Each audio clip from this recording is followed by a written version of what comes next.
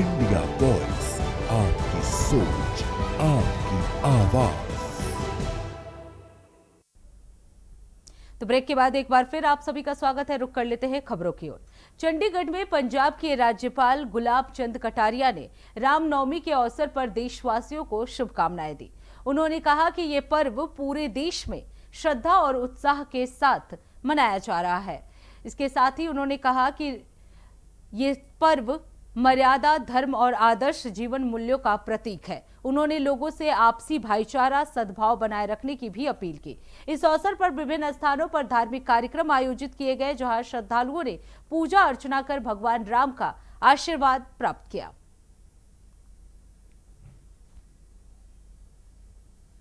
लाने के लिए देखो, मैं सोचता हूँ कि आज रामनवमी का जो त्योहार है वो सारे देश में मनाया जा रहा है, और मैं सोचता हूँ कि ये जो चैतन्य महाप्रभु का मठ है, इस मठ में भी धार्मिक कार्यक्रमों का आयोजन होता है।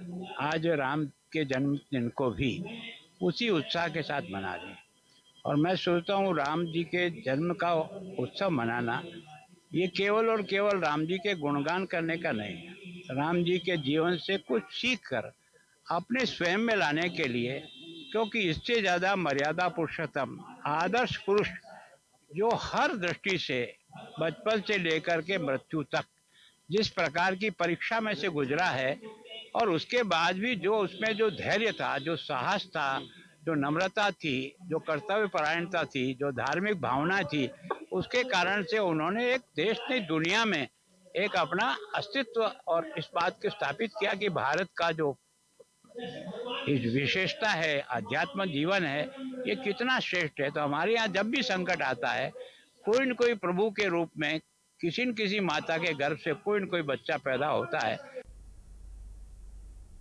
अब रुक कर लेते हैं अगली खबर की। दिल्ली में केंद्रीय राज्य मंत्री रवनीत सिंह बिट्टू ने पेट्रोल और डीजल पर एक्साइज ड्यूटी में 10 रुपए की कटौती को बड़ी राहत बताया है। उन्होंने कहा कि नरेंद्र मोदी और एनडीए सरकार हमेशा जनता के हित में फैसले लेती है।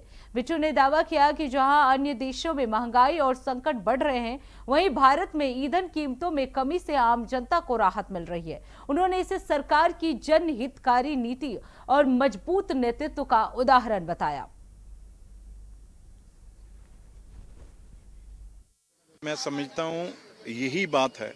आपने सबने पिक्चर तो देखी है, धुरंधर सेकंड, और मोदी जी और एनडीए गवर्नमेंट हमेशा लोगों के साथ है।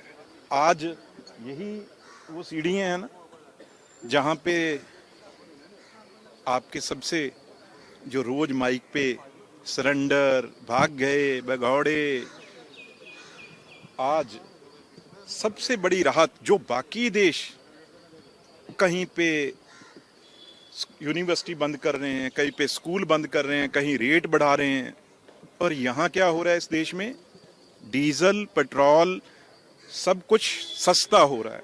तब मोदी जी को सबसे अलग बनाता है। और जिस प्रेसिडेंट की बात करते थे वो भी लगातार तारीफ पे तारीफ किए जा रहे हैं।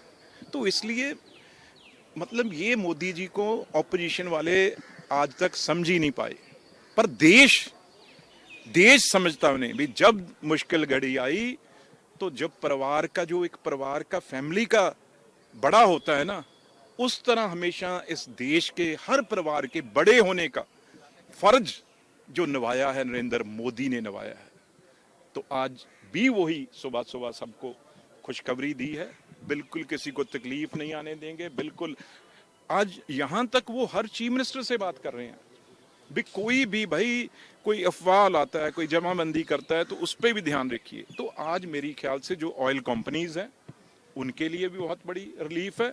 और जहां तक हम जैसे आप सब लोग हैं जो गाड़ियां, स्कूटर, हर चीज, और आगे अभी कटाई की फसल शुरू होने वाली है हमारे पंजाब तो सब ये नॉर्थ इंडिया में, तो उसके लिए ये कितना बड़ा सुखद यही फायदा होता ना। एमएसपी की बात करते हैं, यही चीजें सब चीजें अगर ऐड कर लो तो कहां जाती है, कहां किसान की जेब में कितना पैसा बचेगा।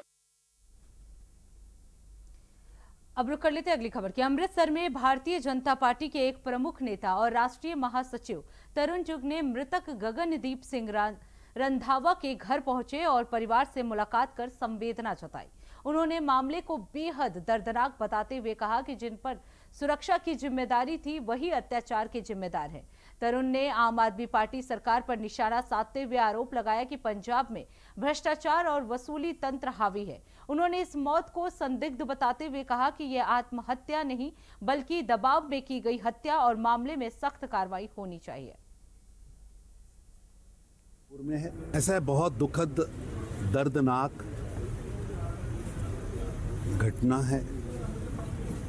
ये घटना जुल्म की प्रकाष्ठा है जो पंजाब के अंदर भगवंत मान की केजरीवाल सपोर्टेड आम आदमी पार्टी की सरकार की ओर से हो रहा है। लगभग 20 से ज़्यादा IAS अधिकारी सस्पेंड कर दिए गए। दबाव की राजनीति, दबाव का हथियार प्रयोग कर हत्याएं की जा रही है। पंजाब आज देश की आज़ादी के बाद सबसे ज़्यादा काले दौर में है और स्पष्ट दिख रहा है कि पंजाब की भगवंत मान की सरकार अपराधियों को, कातिलों को बचाने के लिए हर हीला वसीला कर रही है। पहले पर्चा रजिस्टर्ड नहीं होता, पर्चा रजिस्टर्ड होता है तो कत्ल का पर्चा नहीं रजिस्टर्ड होता। अगर गिरफ्तारी की जरूरत थी तो गिरफ्तार नहीं किया जाता। जब तक दबाव बनता है तब गिरफ्तार किया जाता है। गिरफ्तार किया जाता है तो उसको महामंडित करके इंकलाब जिंदाबाद जैसे पवित्र नारे लगाकर उनको जेल ले जाया जाता है। एस्कॉर्ट गाड़ियां, नारे, पुलिस का संरक्षण, ऐसे लग रहा है कि वो कातिल को नहीं, जैसे उसने कोई बहुत बड़ा काम किया उसे उसी तरह से पेश किया जा रहा है। तो इसी के साथ इस बुलेटिन में बस इतना ही। देश दुनिया की तमाम बड़ी खबरों के लिए देखते रहिए इंडिया वॉइस। तब तक के लिए नमस्कार।